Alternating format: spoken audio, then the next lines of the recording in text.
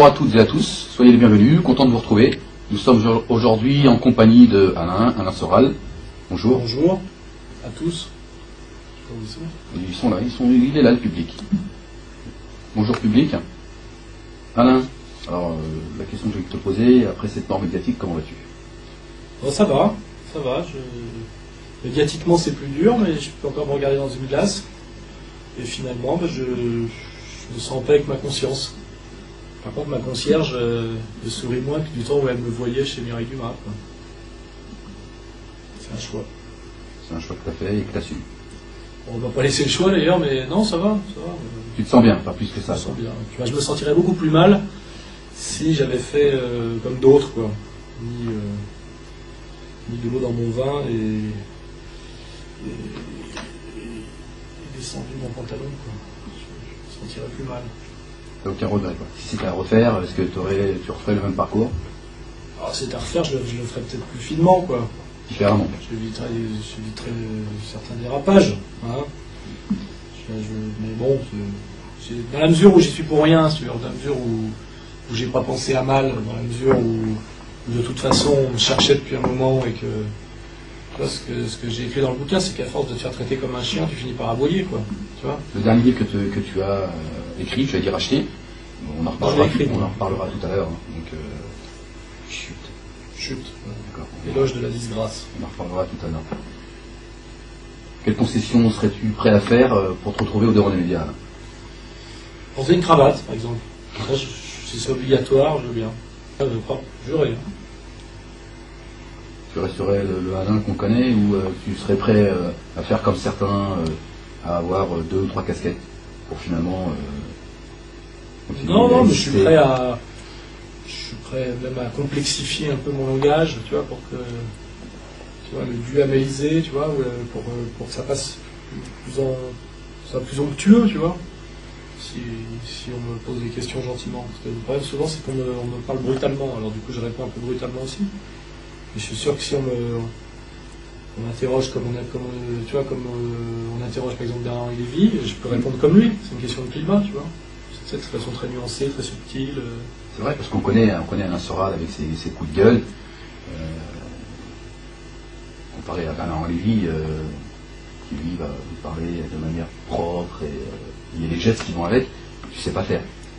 C'est pas que je sais pas faire, c'est que si lui on le mettait dans la même situation, c'est-à-dire d'agression permanente, de coups bas, il s'énerverait aussi, hein, je suis sûr. D'ailleurs, il y a un exemple parfait que des proches aimaient bien montrer à l'époque, où il y avait encore des gens un peu subversifs dans les médias de grand public.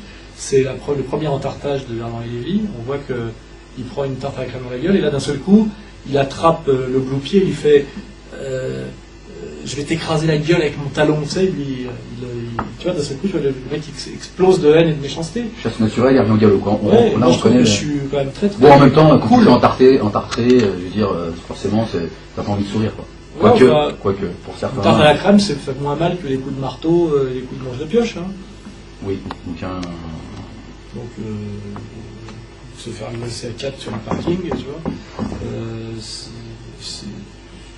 Non, je dis que par rapport à aux forces de déstabilisation et la pression, c'est pas si mal finalement. Je suis assez cool, quoi.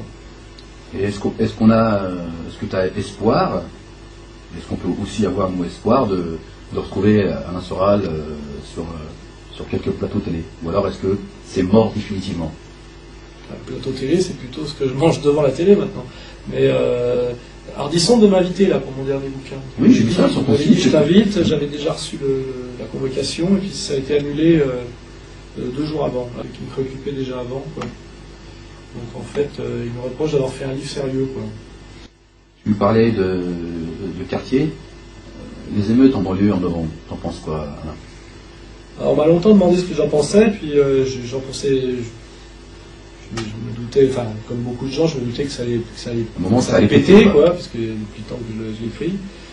Et puis après, j'ai réfléchi, et en fait, il y a les deux analyses de gauche et de droite. Il y a c'est génial, c'est jeune, c'est la jeunesse, c'est la révolution, c'est la fraîcheur, etc., l'avenir. Il me semble que c'est un peu naïf.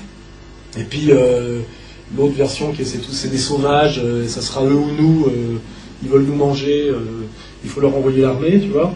Ce qu'a dit comment il s'appelle, De Villiers, qui n'est plus d'ailleurs comme dirais-je, l'imitateur de Le Pen, il en est la caricature, parce que Le Pen n'a rien dit de très méchant sur les banlieues. Il me semble que ces deux analyses sont fausses. On voit qu'il y a les jeunes des banlieues sont dans un mal-être qui est très inquiétant, parce qu'il est explosif, mais il ne semble pas que ce mal-être soit réellement une conscience politique et une lutte organisée, tu vois. Il y a plutôt... Ce qu'on nous a dit à un moment, Sarkozy nous a dit qu'il y avait derrière ça les réseaux, même islamistes, et des bandes organisées. Je crois que c'est entièrement faux. On peut le redéplorer ou pas, mais je crois que c'est très spontané, très peu politique, et c'est plutôt névrotique. C'est-à-dire que ces jeunes-là sont dans un malaise, et ça devient explosif. Mais je pense pas que ce soit qu'ils soient une force politique, et c'est pas très intéressant politiquement. C'est-à-dire que bon, ça bouge, quoi, mais c'est parce que bon, d'abord ils brûlent les baillons en bas de chez eux, donc en fait ils se nuisent à eux-mêmes quelque part. Ils justifient une politique de répression auprès des Français. En fait, ils justifient l'inquiétude des Français, et finalement on voit dans les trucs de banlieue, on voit que Sarkozy les a provoqués pour qu'ils se comportent un peu mal, et qu'ils l'ont fait, et que finalement Sarkozy peut dire derrière, bah voyez, racaille, le mot était faible, quoi. C'est-à-dire que il y a beaucoup de spontanéité, il n'y a pas beaucoup de calcul et d'intelligence politique de ce côté-là, en tout cas.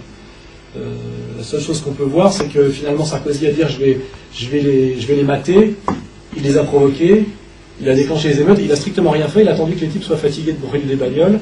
Donc là on a pu quand même remarquer que Sarkozy était un type qui était capable de foutre la merde, mais absolument pas de la gérer. Et d'ailleurs là il a recommencé avec le CPE, puisqu'il a quand même, après avoir dit que la loi venait de lui, quand il a vu que finalement ça faisait bouger la rue, il a lâché Villepin. C'est-à-dire de penser que ce type-là puisse être agent président de la République, c'est très inquiétant, parce qu'à part la trahison, la manipulation et la stratégie du chaos, qui est un peu finalement l'importation de la stratégie américaine, et lui en politique intérieure en France, c'est le conflit de civilisation systématique, quoi, tu vois. Le CPE, t'en penses quoi, toi? Est-ce que le CPE, c'est un vrai problème, ou est-ce que c'est un problème qu'on a créé pour, encore une fois de plus, ne pas parler d'une vraie réalité? Est-ce que le CPE... il fallait faire autant de bruit autour du CPE. Le CPE, c'est comme les émeutes en banlieue. Tu vois, t'as la version, c'est la révolution, c'est des petits cons. Et là, le CPE, c'est génial, les jeunes sont à nouveau politisés, c'est à nouveau mai 68. Ou les Français ne veulent pas comprendre la nécessité des réformes imposées par le libéralisme mondialisé, etc. Je pense que c'est ni l'un ni l'autre. Je crois qu'en fait, le CPE avait été admis comme tout le monde, comme une mesurette fatale dans un contexte de mondialisation, et qu'un homme politique aujourd'hui ne peut pas faire plus, c'est-à-dire parce que sinon ils sont obligés de rompre avec la logique européo-mondialiste, et ça serait un révolutionnaire en gros. Donc tout le monde l'avait admis. Ce qui n'a pas été admis, et ce qui a mis le feu aux poudres, c'est que Villepin a voulu passer en force avec je sais pas comment on dit là, j'allais dire le 440, c'est pas le 440, c'est 49.3 ou 49.4 là, et qu'il n'ait pas joué le jeu parlementaire. Ce qu'on lui a reproché en fait à Villepin, c'est de ne pas avoir joué le jeu de la mascarade de la discussion parlementaire. Alors que s'il avait convoqué les syndicats, machin, qu'ils aient joué à la démocratie... Ouais, de l'avoir joué seul, quoi. Derrière, de l'avoir joué en force. C'est-à-dire qu'il a mis la puce à l'oreille en disant, de toute façon, tout ça c'est du baratin. La mondialisation libérale qui a le vrai pouvoir et dont je suis l'exécutant m'oblige à faire cette mesurette. Donc pourquoi faire semblant de discuter, hein? Et finalement la gauche l'a reproché parce qu'en fait il dit on ne dévoile pas Mais finalement, de Villepin, est-ce que finalement dans cette histoire il n'est pas piégé? Oui, moi, je pense que c'est le seul qui essayait de faire son boulot. Je pense qu'il était honnête là-dessus. Après sur le CPE on peut même réfléchir plus loin que ça, c'est qu'en fait le CPE était plutôt une mesure pour les types sous-qualifiés, plutôt les types de banlieue. Et ceux qui manifestaient contre, qui sont on va dire les petits bourgeois étudiants, c'était pas une loi qui leur était adressée. Donc on peut même imaginer que les agressions de manif par des mecs de banlieue, c'est presque de la lutte des classes qui s'ignore. Parce qu'en réalité, les étudiants, on va dire, blancs des centres-villes, ont flingué une mesure qui aurait pu profiter aux mecs de banlieue, d'une certaine manière. Alors justement, il y a Malik Bouti qui s'exprimait avec notamment avec Finkielkraut qui était d'accord avec lui. Il y a Malik Bouti qui Ils sont souvent d'accord, Finkielkraut. Ouais, c'est vrai. Malik Bouti. Ce sont, ouais. Et Malik Bouti qui. Ah, c'est Malik Bouti qui est d'accord avec Finkielkraut. Ouais, plutôt. Parce que dire que Finkielkraut serait d'accord avec Malik Bouti, c'est différent. C'est un peu injurieux, quoi. Malik Bouti disait qu'il fallait pas confondre les manifs pour le CPE et les émeutes qu'il y a eu en novembre. Fort, oui. Voilà. Il est fortiche. Ouais. C'est pas les mêmes, oui, on voit bien que. C'est pas les mêmes, qu'effectivement qu'il fallait être très très ferme avec ce qui s'est passé en novembre, mais que là il fallait comprendre et que c'était légitime. Ça te surprend de la part de. Avec Bouti, plus rien ne surprend. Mais j'ai lu un article très bon de Jean Baudrillard dans Rebond de Libération qui disait exactement le contraire de ce que dit tout le canard, en disant que les manifs étaient une mascarade complète. Ce qui pense, Baudrillard, il a repris du poil de la bête. Tu penses que toutes ces manifs, on nous a montré tous ces jeunes, je sais pas qu'ils sont pas incapables. C'est la démonstration de la puissance des réseaux, ce qu'on appelle les réseaux de gauche, les RPS et les relais syndicaux et leur mainmise sur la bêtise étudiante. Et le but, c'était de flinguer le candidat Villepin, et ça prouve visiblement qu'il y avait une entente, et que la gauche socialiste a visiblement choisi de se retrouver face à Sarkozy. Les lycéens, tout ça, tu penses qu'ils ne seraient pas arrivés à faire autant de s'organiser de manière aussi efficace que ça? Derrière ça, on peut dire par contre que là, il y a vraiment un réseau. C'est venu d'en haut, oui. D'abord, je crois que c'est 7% des étudiants qu'on a vu. Parce qu'en fait, ça fait beaucoup de monde et c'est très peu en pourcentage. Et surtout, créer des mouvements comme ça, c'est de l'agite propre, ça s'appelle, c'est la spécialité des trotskistes. C'est du travail, c'est-à-dire que ça demande du réseau, c'est des années d'implantation. Il n'y a rien de spontané là-dedans. Bon, on est sûr que c'est pas un réseau islamiste derrière tout ça. Non, là, c'est pas un réseau islamiste, c'est plutôt les vieux réseaux trotsko-socialo. Non, mais bon, on ne sait jamais. On va peut-être nous dire que Ben Laden, c'est lui qui dirigeait tout du haut de sa montagne. Alors, non, parce que, là, on n'est pas du tout dans cette... On n'est pas dans cette... On est plutôt dans la démonstration de force de la gauche institutionnelle, leur capacité de blocage systématique, dans des buts purement électoralistes, puisqu'on voit bien que le seul intérêt de cette manipulation des gamins, parce que la loi, elle ressortit, ils feront la même dans 15 jours, enfin, je veux dire, ils ne peuvent pas en faire une autre. Donc elle s'appellera autrement, ils feront la même, donc c'était pas le problème de la loi, parce qu'ils n'ont rien d'autre à proposer, les socialos, tu vois.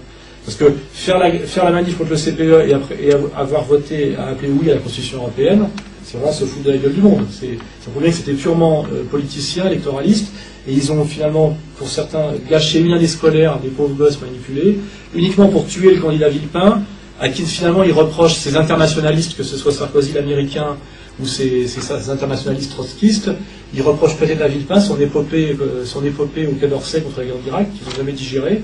Et visiblement, le but de tout ça, c'était de flinguer le candidat Villepin, qui incarne peut-être les dernières miettes de gaullisme en France, quoi. On reste un petit peu sur la banlieue. Alors, on entend dire que t'es dur avec les jeunes de banlieue. C'est vrai ou pas? Qu'est-ce que tu leur reproches? J'ai pas les moyens d'être dur avec les jeunes de banlieue.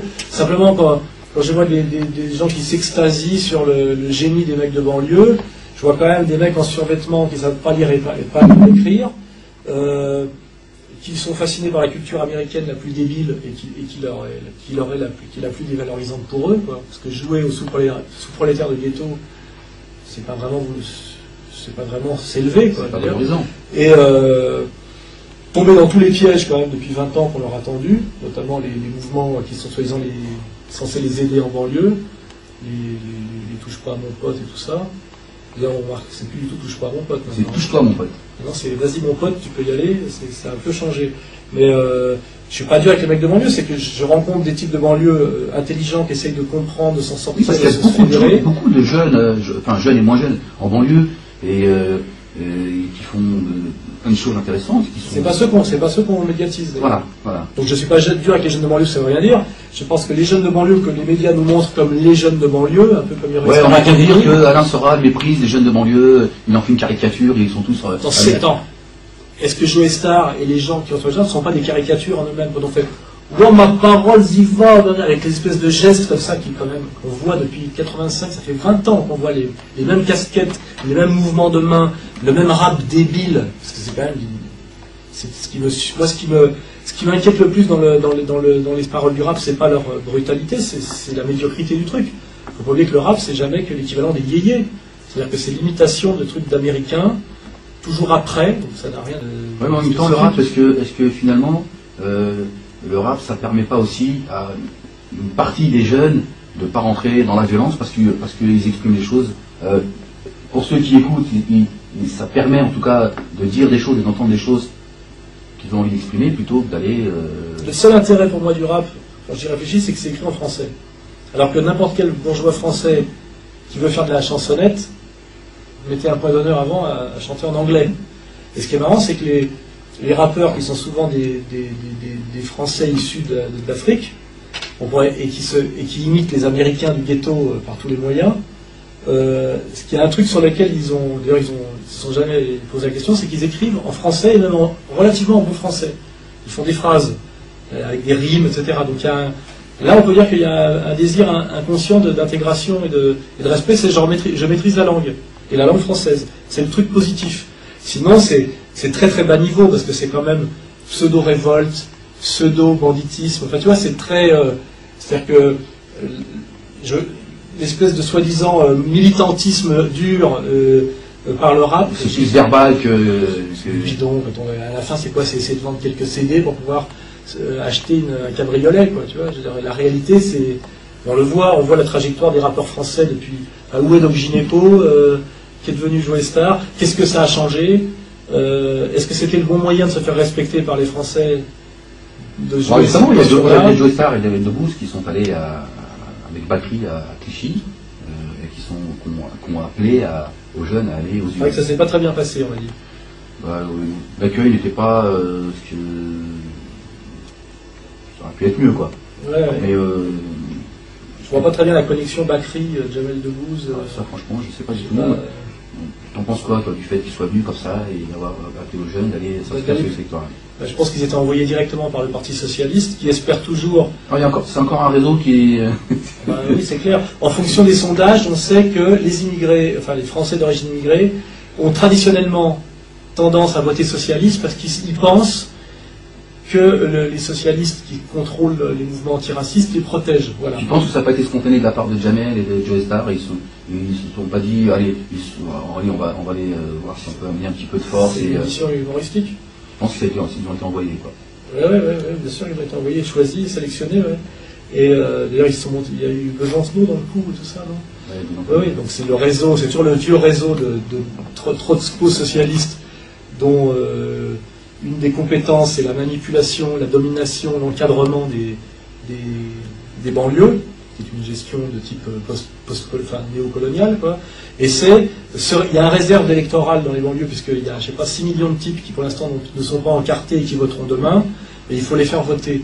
Alors il y en a qui se disent autant les faire voter socialistes. Et c'est là d'ailleurs où il y a un problème avec l'affaire Dieudonné, c'est que c'est difficile, un mouvement comme SOS Racisme, parce que c'est toujours la même nébuleuse qui est derrière, c'est difficile de dire aux types de banlieue un peu en colère, votez socialiste, quand le même mouvement soutient Fogiel contre Dieudonné officiellement. Quand Fogiel est condamné pour racisme, envers les Noirs, SOS Racisme soutient officiellement Fogiel contre Dieudonné, et en même temps, ils veulent pousser les types de banlieue à voter pour eux, quoi. Donc, à un moment donné, il y a un problème de...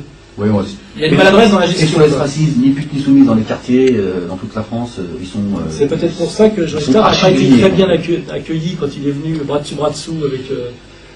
en tout cas, il y a quelque chose de positif là-dedans, c'est que à Clichy, les jeunes ne se sont pas laissés embarquer par des gens... la manip, tu veux dire que la vieille manip SOS Racisme, etc., commence à s'essouffler. Ouais, complètement. Ouais. Ça serait bien d'ailleurs, parce que je pense que quand on dit que je me moque des jeunes de banlieue et que je suis un peu dur, le jour où ils cesseront de confier leur destin à des gens qui ne sont pas des leurs, quoi, et que les gens s'occupent d'eux et qui s'en occupent tellement mal, puisque je veux dire, je crois que d'avoir montré systématiquement dans les médias comme représentant des banlieues un type comme Joey Star, ça n'a pu faire que monter le vote Front National. Et c'est ce que je disais l'autre jour à la représentante de Ni Pute Ni Soumise que j'ai affrontée à Clichy-sous-Bois, je crois. C'est à la limite, moi en tant que Gaulois aux yeux bleus, que vous montriez systématiquement du doigt les Maghrébins et les Noirs de France comme des cannibales et des incendiaires de jeunes filles, ça ne me gêne pas spécialement, parce que ça fait voter le vote Front National, donc moi ça ne me met pas en danger. Je pense jamais que je serai ratonné par les militants du Front National. Mais par contre, il faut quand même avoir bien conscience que le rôle objectif des Ni Putes Ni Soumises en ce moment, et de la propagande qu'elles font et qui est très très relayée par les médias dominants, ce qui est tant mieux pour elles, mais enfin, et ben effectivement, ça pousse les Français qui sont loin de la banlieue à penser qu'en banlieue, il y a des gentilles jeunes filles qui sont violées, battues, brûlées par des islamo-bamboulas, et tout ça, ça fait monter le vote Front National. Donc, est-ce que Fadela Amara a conscience qu'elle travaille pour le vote Front National? Et est-ce que le Parti Socialiste qui est derrière toute cette organisation, est-ce que c'était vraiment son but de faire monter le vote Front National en stigmatisant les jeunes de banlieue qu'on n'a pas besoin, parce qu'ils font déjà suffisamment de conneries par eux-mêmes, pour qu'on ait besoin, que la gauche institutionnelle ait besoin de les instrumentaliser à ce point-là, quoi. Justement, la sexualité en banlieue, t'en parles, et tu dis que la sexualité en banlieue, c'est là où ça se fait le moins, et notamment chez les garçons. Oui, bah moi j'ai essayé de faire... Alors ces médias nous disent que justement, la banlieue, c'est la plaque tournante des... Quand les médias nous montrent depuis des années la banlieue comme une espèce de lieu à partouze, tu sais, où il y a la cave, tu vois, la tournante, etc., qui est un fantasme des journalistes qui, eux, ont découvert les boîtes à partouze à la même époque. Donc ce qui est marrant, c'est que ce sont les journalistes branchés du centre-ville qui, eux, fréquentent les boîtes à partouze, qui s'imaginent qu'en banlieue, c'est un peu comme dans leur vie à eux, c'est-à-dire au lieu d'aller aux chandelles, tu sais, ou chez Chris et Manu, etc., il y aurait la cave à tournante, tu vois, une espèce de truc. Or, en réalité, par une sociologie assez simple, j'ai montré que, c'est dans mon bouquin Misère du désir, que l'endroit sans doute où de plus grande misère sexuelle de toute la France, ce sont les banlieues, et que ceux qui souffrent le plus de la misère sexuelle, ce sont les garçons de banlieue. J'ai démontré ça dans Misère du désir, c'est assez implacable sociologiquement, et que donc c'est de mettre en scène médiatiquement... Quand tu dis en dessous concrètement, c'est-à-dire je pense qu'un jeune homme qui passe sa journée à tenir les murs d'une cité ne peut pratiquement pas draguer, parce que les filles de son milieu ne rêvent que de sortir de la cité et d'aller vers le centre-ville. En banlieue, il n'y a pas de ça. Je veux dire, les jeunes qui tiennent les murs, il y en a, mais je veux dire, il y a aussi d'autres jeunes qui ne tiennent pas que les murs, quoi. Oui, enfin, je dis simplement qu'un jeune franco-maghrébin pauvre de banlieue est celui qui a le potentiel de séduction le plus faible, on va dire, de toutes les catégories de Français, quoi.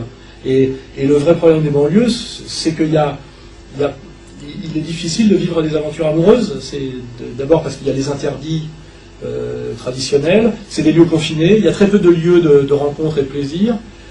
Les types n'ont déjà pas de piole, quoi, tu vois. C'est pas pour rien si on nous parle des caves. C'est vrai que quand tu rencontres une fille, si tu n'as pas les moyens d'inviter au restaurant, qu'il n'y a pas de restaurant, que tu ne peux pas sortir de la cité, que tu n'as pas d'endroit où l'aimer, tu vois, entre guillemets, et qu'en plus il y a les cousins, les frères qui surveillent tout, et qu'il y a des interdits partout, et que les rares filles mignonnes, elles se disent « je suis mignonne, donc je vais essayer de sortir de la cité », et elles se font inviter par les mecs des pavillons qui les emmènent dans les boîtes à Paris, où là elles rencontreront des types qui sont dans la production. C'est d'autres cas, mais aménagés. Voilà. Je crois que la réalité, c'est plutôt ça. C'est plutôt une frustration des mecs.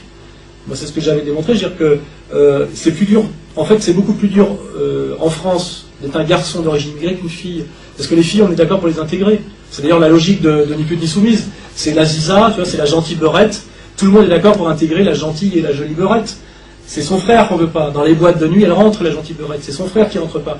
Donc moi, je montrais que finalement, c'est peut-être plus dur d'être un garçon qu'une fille en banlieue. Voilà. Et je montrais ça pour compenser le travail de manipulation des Ni pute ni soumises qui nous disaient en gros, en banlieue, chez les garçons, il n'y a que des caïds, et les filles vivent l'enfer. Voilà. Je disais, bon, c'est pour rééquilibrer, parce que tu vois, moi, mon travail de sociologue, c'est de montrer la face cachée de la sociologie dominante, qui est une sociologie d'État. Il se trouve que comme moi, je ne suis pas sociologue d'État, je ne suis pas payé par l'État, comme tous les autres sociologues qui sont des fonctionnaires, qui travaillent pour qui les paye.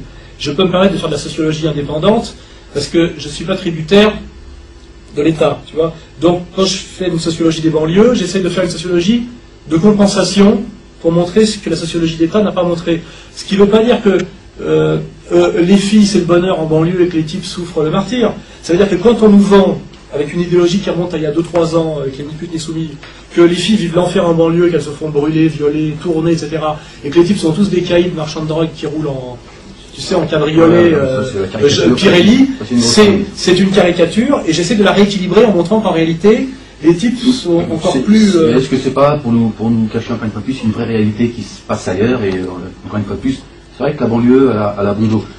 Justement, tu disais aussi que tu préférais une fille voilée qu'une fille en stream.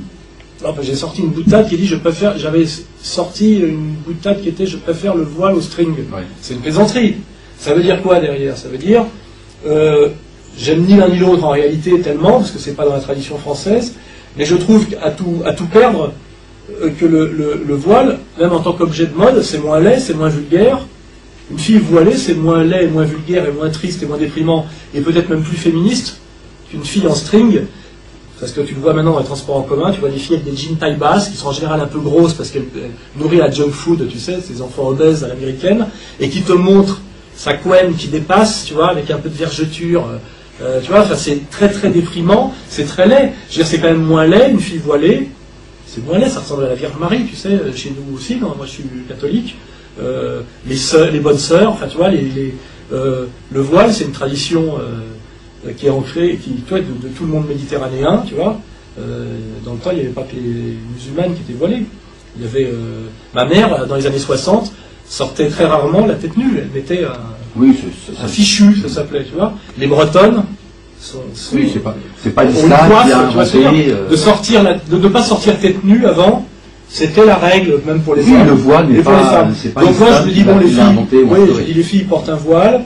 Vu la laideur de la mode, notamment en banlieue, cette mode de type, je sais pas quoi, americano, showbiz, sentier, là, tu vois, c'est tellement laid que j'ai simplement dit, dans une société où les repères français ont été massacrés et vilipendés, je préfère finalement une fille voilée à une fille en string. Voilà, c'est tout. C'est moins pire. Voilà. Ça ne veut pas dire que je me suis converti à l'islam radical, comme certains auraient pu le croire. Alain Soral, antisémite, antisioniste. C'est une question ma mort, sur laquelle il faut que tu sois le plus clair possible. Déjà, c'est bizarre. Ni l'un ni l'autre, je sais pas. D'abord, oui, ni l'un ni l'autre. Je veux dire simplement, antisémite. Moi, la question que je pose, c'est combien de temps on va pas durer ce chantage, l'antisémitisme, dès qu'on veut faire fermer sa gueule à quelqu'un, tu vois. Moi, si tu regardes mon parcours, je suis marxiste. Si tu regardes les bouquins que j'ai édités depuis 1984, il y en a un qui est dédié à Lucien Goldman, juif, sociologue juif roumain. Et, toi, c'est pas apocryphe. À l'époque, on ne peut pas dire que j'ai manipulé. L'autre est dédié à Gerd Lukács, grand intellectuel juif hongrois. L'autre est dédié à Politzer, mort au Mont Valérien, français d'origine juive. Je ne sais même pas ce que ça veut dire. C'est-à-dire que ça n'a jamais été mon positionnement. Quand je lis un auteur, je veux savoir s'il a du talent, s'il n'en a pas, de savoir s'il est juif ou pas. C'est-à-dire, être antisémite, c'est refuser la théorie de la relativité parce qu'Einstein est juif. Tu vois ce que je veux dire? Ça, c'est être antisémite. Moi, c'est pas. Je n'aime pas. Je trouve que, par exemple, que Patrick Bruel chante comme une casserole, mais le problème, je n'ose même plus le dire, parce que j'ai peur que dans le climat actuel, si tu dis que tu penses que Patrick Bruel chante comme une casserole, j'ai peur qu'on me traite d'antisémite. Donc, effectivement, ce qui m'inquiète, moi, c'est pas de savoir, je me pose pas la question de savoir si je suis antisémite, je trouve ça grotesque, mais c'est ce climat de terreur sur cette question qui systématiquement est là pour éluder d'autres questions. C'est-à-dire, quand on veut faire taire quelqu'un, on lui dit, vous ne seriez pas antisémite, et là, il s'écroule, littéralement, parce qu'il sait qu'il va plus pouvoir bouffer, tu vois, il va être obligé de déménager, enfin, tu vois, c'est bien pire que de violer un gosse, tu vois ce que je veux dire, de ce soupçon, tu vois. Alors, il y a une stratégie du soupçon d'antisémitisme qui s'est généralisée, et moi, je ne me pose pas la question de l'antisémitisme, je me pose la question de savoir quand est-ce que cette stratégie dégueulasse de la terreur va s'arrêter, et surtout les dégâts que cette stratégie va produire, parce que les Français commencent à comprendre, tu vois. Parce que les Français font la différence entre l'antisémitisme et l'antisionisme. Oui, ils la font très bien. Et même sur l'antisionisme, je ne suis pas hystériquement antisioniste, c'est pas ça mon positionnement. J'ai dit, on peut être sioniste, mais il faut pas essayer de faire croire que le sionisme est une idéologie de gauche. Et on ne peut pas être à la fois sioniste et demander d'être, comment dirais-je, protégé, validé, cautionné par les forces de gauche.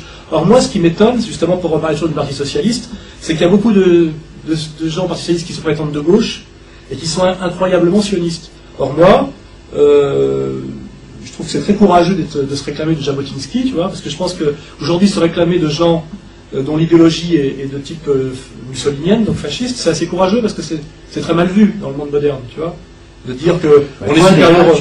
Tu as été agressé, excuse-moi. Tu as été agressé lors du oui, j'ai été agressé. Oui. Pourquoi? Ça c'est un autre.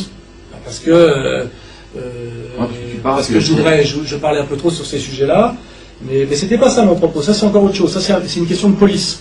Moi, ce qui me gêne dans mon agression, c'est que j'ai été agressé par un commando de 30 personnes parfaitement identifiées, c'est-à-dire la police sait qui c'est, etc. Il y a eu 7 blessés, au moins 3 plaintes. Parce que tu reprochais d'être antisémite. Non, on me reprochait de soutenir Dieudonné, on me reprochait d'ouvrir ma gueule sur certains sujets où on doit la fermer, etc. Mais moi, ce qui me gêne, c'est pas ça. C'est qu'il n'y a pas eu d'enquête de police, tu vois. C'est-à-dire que ce qui est bizarre en France, c'est que... Qui t'a agressé? Tout le monde sait qui m'a agressé. Hein. Mais ceux qui m'ont agressé ont dit que c'était pas eux. Donc, à la limite, et toi, est-ce que tu peux nous dire qui c'est qui t'a agressé? Oui, oui, bien sûr. La Ligue de défense juive. Pourquoi est-ce qu'ils t'ont agressé? Parce qu'on s'est retrouvés... il y avait une émission complément d'enquête où il y a eu un sujet sur eux, un sujet sur moi. Enfin, un sujet sur Dieudonné où j'étais là, où un type m'a chauffé pendant 2 heures dans un restaurant pour choper une phrase de 40 secondes qu'il a isolée, dont le but était de me mettre en danger. Ce qui est bizarre, c'est que France 2 ait joué à ce jeu-là. Parce que moi, ce que je dis, c'est comment ça fait que France 2 a choisi cette phrase-là dans une discussion de 2 heures. Pourquoi ils se sont autant acharnés pour m'énerver, pour que je la balance, cette phrase. Il me semble que c'est pas compatible avec une mission de service public. C'était faire peur à des gens. Parce que même moi, j'aurais entendu cette phrase, tu vois, enfant de déporté juif ashkénaze, ça m'aurait inquiété. Or, c'était pas du tout le reflet du propos que j'avais tenu à ce journaliste pendant 2 heures, tu vois. Donc, il y avait une volonté de me diaboliser, de me mettre en danger, de ne pas comprendre ce que je disais. Donc, ils sont venus, ils t'ont agressé, qu'est-ce qu'ils t'ont dit? Ils t'ont reproché quoi? Les agresseurs. Ils ont parlé avec toi ou ils ont... non, des mecs viennent avec des matraques, des casques et du gaz, ils viennent cogner, tu vois ce que je veux dire. Voilà. Et la police dans tout ça? Oui, moi, eux sont dans leur logique, tu vois ce que je veux dire. C'est une milice communautaire, tu vas pas leur demander d'être universaliste, tu veux dire. Des milices communautaires d'extrême droite... Non, ils auraient pu venir parler avec toi, s'expliquer. Une milice communautaire d'extrême droite, qui a une idéologie de domination par la force, c'est pas nazisme et dialogue, ça n'a pas beaucoup de sens, tu vois. C'est cohérent. Ils sont dans leur logique. Le problème, c'est pourquoi il n'y a pas d'enquête de police. Pourquoi le commissaire me dit on peut rien faire, c'est politique, quitter le pays quelque temps. Tu vois, ce qui est bizarre, c'est qu'à un moment donné, la République fonctionne très mal. Tu vois, normalement, il y a une enquête, on cherche ces gens-là. Parce que tu imagines bien que si ça avait été 30 Arabes qui étaient arrivés pour ratonner un auteur, par exemple Dantec, au cri de Allah Akbar, le lendemain, c'était dans tous les médias, on mettait 30 inspecteurs pour les retrouver, on les retrouvait et on les voyait avec les menottes au journal de 20h. Or là, le seul qui a eu des ennuis, c'est moi. C'est-à-dire que, tu vois, puisque encore Ardisson là m'a dit en gros, je t'invite pas pour ton livre parce que tu oses mentionner cette affaire et qu'il ne faut plus en parler. Il est normal en France de ratonner un écrivain dans une librairie, un écrivain français, ça pose pas de problème quand c'est fait par une certaine catégorie d'extrémistes, tu vois. C'est tout. C'est-à-dire que moi je réfléchis en termes d'égalité républicaine et de loi républicaine. Quand il ne faut pas s'étonner que des gens ne respectent plus la République, quand on sait très bien que la République ne se respecte plus elle-même, et que République, aujourd'hui, ça s'écrit en 2 mots, tu vois, la République, tu vois. Quand tu vois que c'est le procureur de la République qui m'envoie au tribunal, alors qu'aucune association communautaire n'a porté de plainte contre moi, tu vois qu'il y a une volonté, non pas de défendre un citoyen français et d'enquêter sur des milices qui sont interdites aux États-Unis, en Israël quand même, tu vois, mais que c'est moi qui me retrouve à avoir des ennuis, qui suis interrogé comme un délinquant par la police et envoyé au tribunal, tu vois, tu te dis, la République n'est pas respectable, elle n'est plus ce qu'elle était. Donc et après je comprends un peu que quand la République parle avec une espèce de discours à la Max Gallo, il y a des mecs en banlieue qui rigolent, tu vois, parce qu'ils ont un peu compris la mascarade, tu vois ce que je veux dire. Ok, bon, on arrive au terme de l'émission, donc j'aimerais qu'on parle de ton livre. Avant, je voudrais te poser une question. Quels sont tes rapports avec Dieudonné et qu'est-ce qui vous différencie tous les deux? Qu'est-ce qui vous oppose? Moi, au début, j'avais critiqué Dieudonné, parce que dans mon bouquin Jusqu'où va-t-on descendre, j'avais fait un texte qui s'appelait Dieudonné et l'esclavagisme, où je me moquais de lui en lui démontrant sociologiquement qu'il y avait plus de chances de descendre d'un marchand d'esclaves que moi, tu vois. Moi qui suis savoyard, de la montagne, des tribus des Allobroges, enfin, tu vois, j'ai rien à voir avec la traite des Noirs.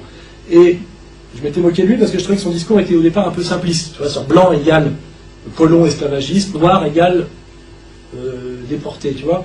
Je trouvais que c'était caricatural. Mais après on en a parlé et il a admis effectivement que cette généralisation, si tu veux, et cette essentialisation communautaire était dangereuse. Mais aujourd'hui, on en est là. C'est-à-dire que n'importe quel bourgeois homosexuel, s'il veut, dit qu'il est une victime en tant que gay de l'histoire des persécutions homosexuelles et se présente comme victime, alors qu'il peut s'appeler Pierre Berger et être multimilliardaire, tu vois ce que je veux dire. N'importe quelle bourgeoise de gauche Elisabeth Badinter, héritière Busten-Blanchet, c'est-à-dire qu'en tant que féministe, elle est la victime des hommes, et montrer du doigt son persécuteur, qui est le pauvre homme de ménage tamoul qui était justement en train de vider ses cendriers. Enfin, tu vois, on est dans une obscénité du communautarisme victimaire.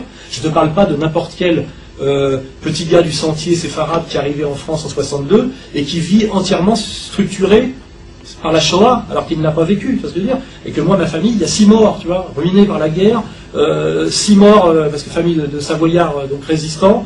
Moi, les Allemands, c'est 6 morts dans ma famille, tu vois.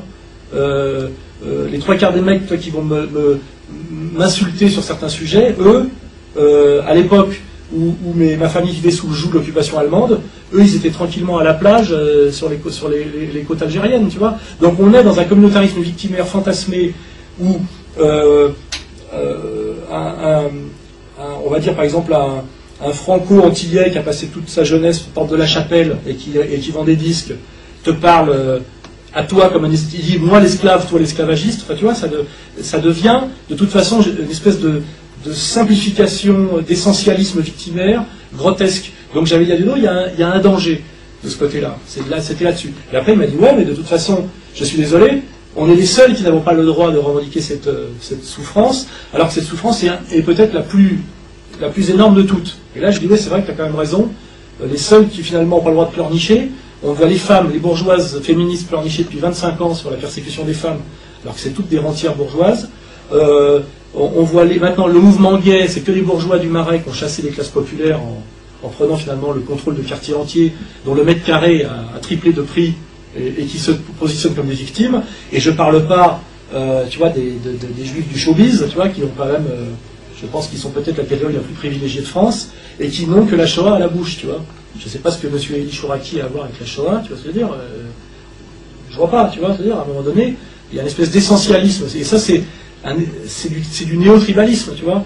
Dans une société universaliste moderne, tu n'as pas, les mérites et les crimes ne se transmettent pas aux générations. Les juifs du showbiz, tu parles d'une partie des juifs.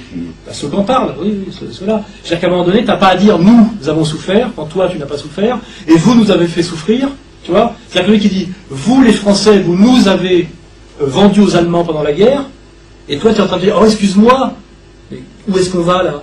Moi je suis né dans les années 60, je veux dire, il n'y a pas de responsabilité collective, c'est une escroquerie. Dans le monde dans notre monde à nous, ça c'est la razzia et la vendetta, c'est le monde tribal, où on va tuer un gosse de 5 ans pour un crime de sang fait par son arrière-grand-père, tu vois ce que je veux dire? Ça c'est le monde tribal, tu vois. Tu sais, c'est-à-dire que les mérites et les fautes se transmettent aux générations. Or dans la loi française et dans notre vision universaliste moderne, tu es responsable de ce que tu as fait, de ce que tu es, tu vois ce que je veux dire? Donc il n'y a pas nous-vous, ça n'existe pas, tu vois. Moi, je n'ai aucune responsabilité pour ce qu'a fait un dictateur allemand aux Juifs en Pologne dans les années 40. Et je ne veux pas qu'on me dise vous, nous. Tu vois, quand le mec lui-même vient d'un autre continent et n'a jamais subi aucune brutalité de la part de ces gens. Or, aujourd'hui, on est dans une espèce de délire du vous-nous généralisé. Tu vois, alors c'est vous les hétéros, vous nous avez persécutés, nous les militants d'ACT UP. Tu vois, le pauvre mec, il est ouvrier, métallurgiste. Il est face à un bourgeois de la mode, tu vois, qui gagne 5 fois plus que lui. Tu ne remets pas en question la Shoah, tu dis simplement, moi la Shoah, j'y suis pour rien. D'abord, c'est une souffrance qu'il faut respecter, et la respecter à un point tel qu'il ne faut pas s'en servir pour tout et n'importe quoi. C'est-à-dire que maintenant, on va parler de... Il y a des Shoah pour tout le monde maintenant, tu vois. On va te parler de la Shoah des PD, tu vois, genre on avait les triangles roses qui vont te dire... tu sais, c'est les crimes contre l'humanité, voilà. Et maintenant, tout est crime contre l'humanité. Et on a bien vu l'absurdité, c'est-à-dire que maintenant, au départ, le crime contre l'humanité s'est inventé à Nuremberg pour définir un truc qui s'appelle la persécution des Juifs d'Europe par le régime nazi. Bon, c'est un concept qui est inventé en 1945. Et après, les Arméniens veulent aussi crime contre l'humanité, tu vois, et génocide pour leur histoire qui date d'avant. Du coup, les Noirs se disent si les Arméniens l'ont eu, on le veut aussi, et d'un seul coup, ça devient crime contre l'humanité généralisé. Donc à un moment donné, on arrive à un truc par l'absurde, tu vois. Alors, d'ailleurs, je parle de ça, c'est un sujet dangereux, mais Finkielkraut dit exactement la même chose que moi, tu vois. Il dit, à un moment donné... Dans ton livre, tu parles? Non. Ah d'accord, je pensais que tu disais... Si, je cite Finkielkraut dans mon livre. Finkielkraut dit, on arrive à une espèce de truc absurde aujourd'hui, où, si tu veux, la Shoah a servi de modèle, si tu veux, comment dirais-je, de victimaire, que tout le monde revendique au nom de l'égalité des victimes. Et la dernière étape, c'était la loi Taubira. Et maintenant, en fait, l'histoire se résume à une espèce de succession de crimes contre l'humanité et à une concurrence de crimes contre l'humanité, où on en arrive à des trucs absurdes, c'est-à-dire de savoir qui a le plus souffert, des juifs, des arabes, des noirs, etc. Sachant que le blanc français moyen comme moi, lui, il a persécuté tout le monde et il n'a jamais souffert. Tu vois, donc moi, en gros, je dois m'excuser en permanence toute la journée. Tu vois, d'avoir déporté les noirs, d'avoir déporté les juifs, d'avoir colonisé les arabes, d'avoir dominé des femmes, d'avoir méprisé les PD. Tu vois, je dis arrêtez, ça va, ça suffit. D'accord, bon, je pense qu'on a compris. Alain, oui, pour qu'on ait envie de lire ton livre, je te laisse faire la promo de ton bouquin. J'ai pas pris le temps de le lire, donc tu m'excuses. Bah oui, bon, moi tu le dis, aucun animateur ne lit jamais aucun livre. Non, mais moi je vais prendre le temps de le lire.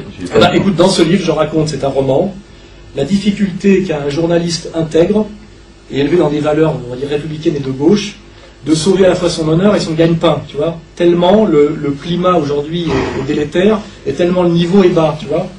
Et d'ailleurs, le mec n'y arrive pas, tu vois. C'est-à-dire qu'aujourd'hui, si tu veux rester intègre et vivre selon les valeurs que la République t'a inculquées, tu vois, ces valeurs universalistes de gauche, le climat est tellement pourri et tellement malsain que tu crèves de faim, tu vois ce que je veux dire, ou tu quittes le pays, tu vois ce que je veux dire. Donc voilà, donc moi j'ai écrit ce livre-là. Combien de temps t'as mis pour écrire ton livre ? 1 an et demi. J'ai écrit ce livre-là pour, si tu veux, pour ne pas le vivre, c'est-à-dire que je raconte l'histoire d'un journaliste qui finit par crever, si tu veux, de vouloir rester honnête. Voilà, donc le héros crève et moi je reste en bonne santé, tu vois. En tout cas, ceux qui l'ont lu m'ont conseillé de le lire, donc c'est ce que je vais faire. C'est un chef-d'œuvre, hein. Écoute, merci à toi d'avoir répondu à toutes les questions. À défaut d'être invité chez Arbisson, tu es venu chez les Infréquentables.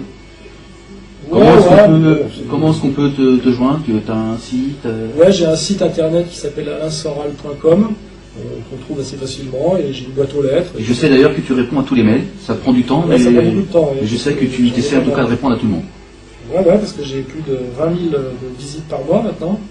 Et je crois à l'avenir, c'est pour ça, pour répondre à ta question, je crois que les gens ont tellement compris que la télévision, tu vois, c'était Radio Paris, quoi, tu vois, c'est Radio Paris-Mans, Radio Paris étalement, que l'avenir, de toute façon, c'est les médias underground, c'est Internet. Moi, je pense même démontrer avec ce livre qu'on peut faire un succès sans mettre les pieds sur les plateaux de télévision institutionnels, parce que c'est devenu tellement médiocre, tu vois, qu'à la limite, dans un premier temps, tu te dis, je suis pas invité, c'est dégueulasse, et dans un autre temps, tu te dis, j'ai plus rien à faire là. J'ai plus rien à faire avec ces gens-là, tu vois. Je préfère être là, tu vois. Et puis, je pense que demain, les livres se vendront par Internet. Parce que là, on se dit, il y a un peu d'honnêteté, il y a un peu de fraîcheur, tu vois. Je préfère ça à un article dans l'IB, tu vois. Voilà, donc, chute. Éloge de la disgrâce. Éloge de la disgrâce. Bon, écoutez, merci à vous. Merci. www.tvdiodo, www.lavant s'exprime, si vous voulez continuer à débattre, à poser des questions à Alain Soral qui vous répondra, et on vous mettra aussi... Alors je réponds à tous, sauf aux emails de menaces et d'insultes. Voilà. À très bientôt, et je vous dis bonne semaine. Merci, au revoir.